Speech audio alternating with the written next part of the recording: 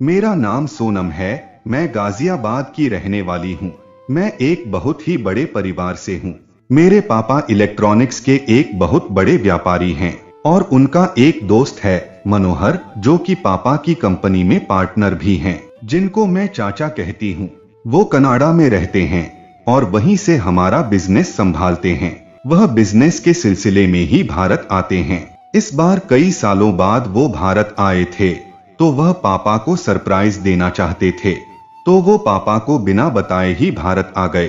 बेंगलुरु में अपनी मीटिंग खत्म करके चाचा सीधे दिल्ली हवाई अड्डे पहुंचे और हवाई अड्डे से टैक्सी लेकर वहां से वह हमारे घर गाजियाबाद आ गए।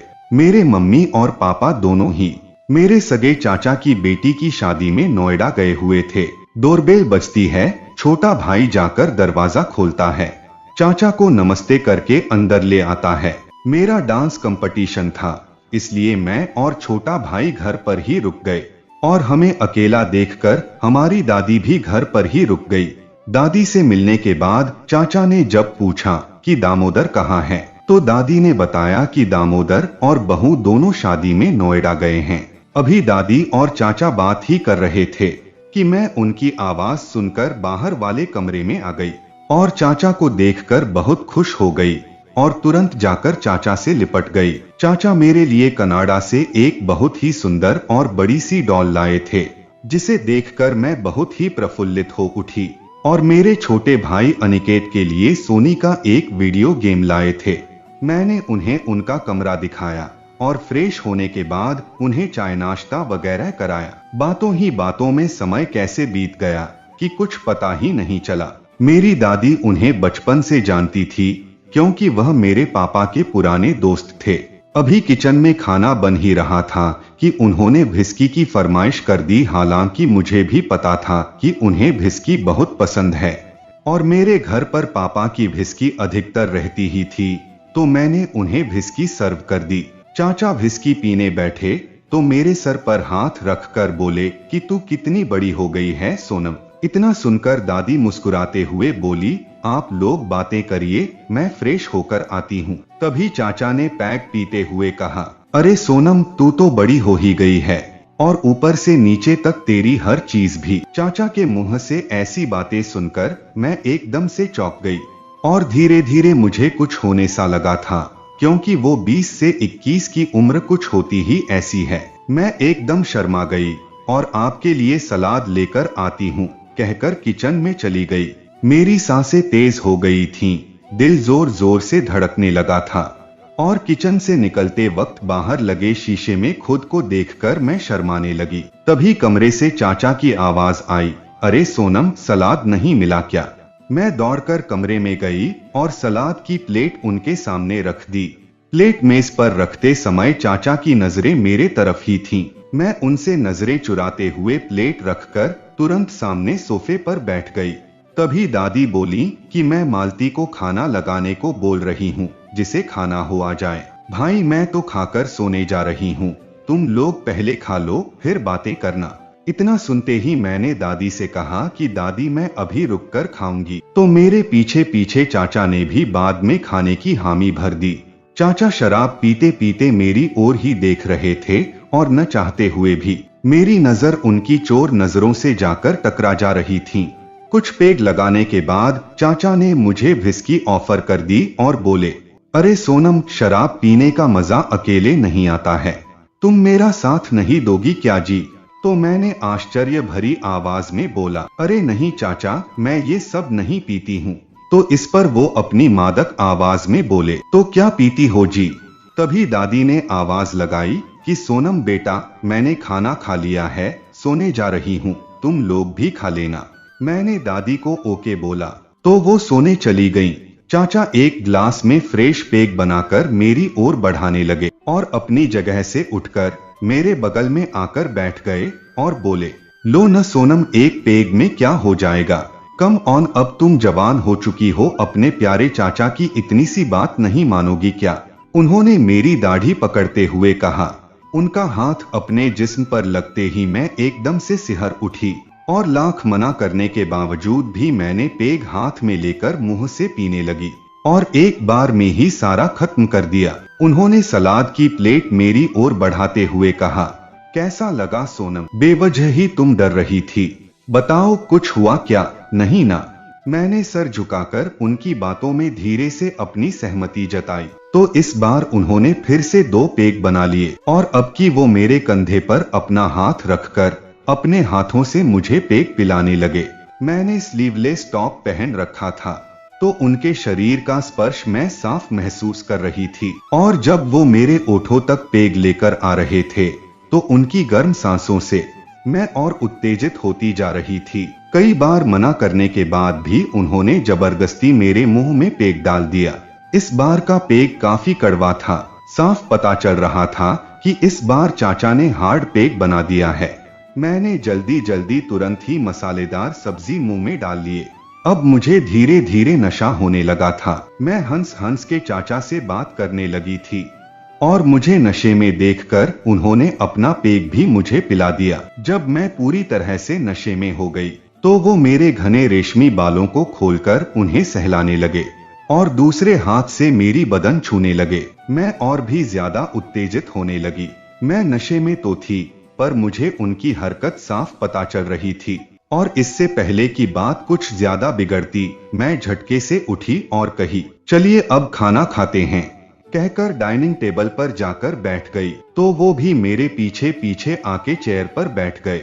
मैंने जल्दी जल्दी थोड़ा सा खाना खाया और चाचा के उठने से पहले ही अपने कमरे में जाकर लाइट बंद करके लेट गई। मैं काफी देर से सोने की कोशिश कर रही थी पर मुझे नींद नहीं आ रही थी। मुझे बार बार चाचा की हरकतें याद आ रही थी। तभी मेरे कमरे का दरवाजा खुलता है और लाइट जल जाती है। चाचा मेरे बिस्तर के पास आकर मेरी चादर खींचते हुए कहते हैं कि उठ जाओ सोनम, मैं जानता हूँ तुम्हें नींद नहीं आ रही है। उनकी आवाज सुनकर मैं सोने का नाटक करने लगी। डर के मारे अंदर ही अंदर मेरी सांसें तेज हो गईं। मुझे चाचा की हरकतों में हवस साफ दिख रही थी।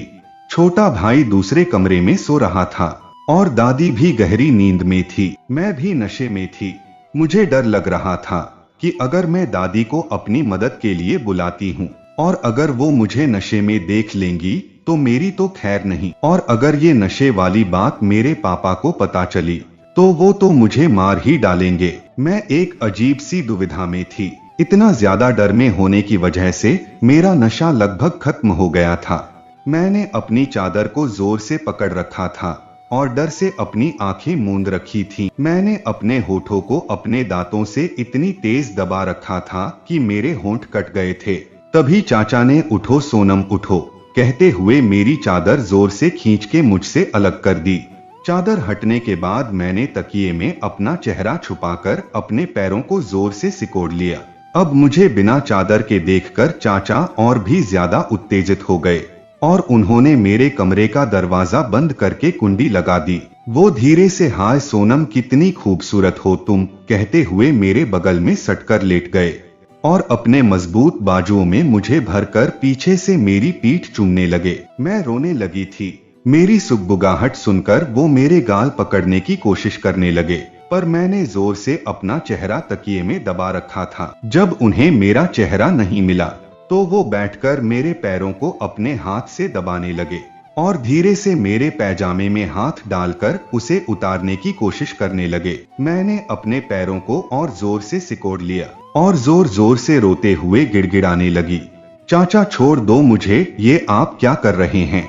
मैं आपकी बेटी की तरह हूँ, प्लीज छोड़ दीजिए मुझे। पर उन पर तो जैसे आज हवस का भूत सवार था। उस समय तो ऐसा लग रहा था कि आज वो मुझे चबा ही जाएंगे। उन्होंने मुझे कहा, साली अब तू जवान हो गई है, तेरा बॉयफ्रेंड नहीं है क्या? उनकी ऐसी बातें सुनकर मैं जोर जोर से रोने लगी। मैं यही सोच रही थी कि किसी तरह दादी यहाँ आ जाती तो मुझे बचा लेती, पर दरवाजा बंद होने की वजह से आवाज बाहर नहीं जा रही थी। मैं खुद को बहुत ही असहाय महसूस कर रही थी। तभी न जाने कहां से मुझ में इतनी ताकत आ गई कि मैंने जोर से अपने दोनों पैरों को झटका और पैरों के ठीक पीछे बैठे चाचा को दे मारा। नशे में होने के कारण वो हल्का सा धक्का उन्हें जोर का लगा, जिसकी वजह से चाचा सर के बल बेड से नीचे गिर गए। और गिरते वक्त उनका सर बेड के पीछे रखे एक स्टूल से जा टकराया और वो बेहोश हो गए। मैं उन्हें देखे बिना ही तुरंत दरवाजा खोलकर दादी दादी चिल्लाते हुए कमरे से बाहर निकल गई। मेरी चीख सुनकर दादी तुरंत उठ गई और मुझे पकड़कर अपने सीने से लगा लिया। उन्हें लगा कि मैंने कोई बुरा सपना देखा है, पर मेरी हालत देखकर, मेरे बिखरे हुए बाल और रोने से सुजी हुई आंखें देखकर वो घबरा गई और पूछने लगी, क्या हुआ बेटा, क्या हुआ, बोलो। तो मैंने एक वाक्य में उन्हें सब बता डाला। मैंने कहा कि दादी मुझे बचा लो, चाचा मेरा रेप कर रहे हैं। और इतना कहते ही मैं खुद को उनके सीने में छुपाकर जोर जोर से रोने लगी। दादी एकदम हैरानी से मुझे कसके पकड़कर, कहाँ है वो नीच, कहते हुए उठ खड़ी हुई और मेरे कमरे में पहुंची। कमरे में पहुंचते ही हमने देखा कि एक गाढ़े खून की धारा बेड के नीचे से बहकर दरवाजे की तरफ आ रही है, जिसे देखकर मैं जोर से चिल्ला उठी। दादी ने मुझे चुप कराने की कोशिश की, पर मैं चिल्लाए जा रही थी कि मैंने नहीं मारा है, इन्हें मैंने नहीं मारा। दादी ने बिना समय गवाए झट से एम्बुलेंस को बुलाया और चाचा को हॉस्पिटल पहुंचाया और साथ ही साथ फोन करके मम्मी पापा को भी जल्दी हॉस्पिटल आने को बोला। कुछ ही घंटों में मम्मी पापा भी घबराए हुए हॉस्पिटल पहुंचे और मुझे सही सलामत देखा तो उनकी जान में जान आई। उन्होंने हैरत से दादी से पूछा कि कौन एडमिट है माँ, इतनी जल्दी हमें क्यों बुलाया? तो दादी बोली कि रुके रहो, सब बताती हूँ। थोड़ी ही देर में डॉक्टर आता है और दादी से कहता है कि अब डरने की बात नहीं है, मनोहर अब खतरे से बाहर है। मनोहर का नाम सुनते ही पापा घबराकर अंदर जाते हैं और अपने दोस्त को इस हालत में देखकर परेशान हो जाते हैं। उनके मन में बहुत सारे सवाल गूंजने लगते हैं कि ये इंडिया कब आया, घर कब आया, चोट कैसे लगी, वगैरह वगैरह। तभी पीछे से दादी पापा को आवाज लगाती हैं कि परेशान मत हो दामोदर, घर चल, सब बताती हूँ। सुबह हो चुकी थी। हम लोग मनोहर चाचा को डिस्चार्ज करा के घर ले आए। उनका सारा नशा अब उतर चुका था, इसलिए वो किसी से नजर नहीं मिला पा रहे थे। पापा उनसे बार बार पूछ रहे थे कि आपको चोट कैसे लगी, पर वो कुछ नहीं बता रहे थे। पापा ने दादी से पूछा तो दादी ने चिल्लाते हुए कहा कि इसी नीच से पूछो कि इसे चोट कैसे लगी। दादी के मुंह से ऐसी बातें सुनकर पापा को कुछ कुछ शक होने लगा। उन्होंने दादी को डांटते हुए पूछा कि साफ साफ क्यों नहीं बताती हो आ? तो दादी ने भी झुंझलाते हुए बोल दिया कि ये नीच तुम्हारी बेटी का रेप कर रहा था। दादी के मुंह से ये सुनकर मम्मी वहीं सोफे पर गिर गईं और फटी आंखों से पापा मनोहर चाचा की ओर देखने लगे। चाचा तुरंत ही मुकर गए, बोले, नहीं यार, तेरी माँ झूठ बोल रही, ऐसा कुछ भी नहीं है। तो इतना सुनते ही दादी दौड़ के कंप्यूटर के पास गई और मेरे कमरे में लगे कैमरे की रिकॉर्डिंग दिखाने लगी। उसमें साफ दिख रहा था कि चाचा किस तरह से मुझसे जबरदस्ती कर रहे थे।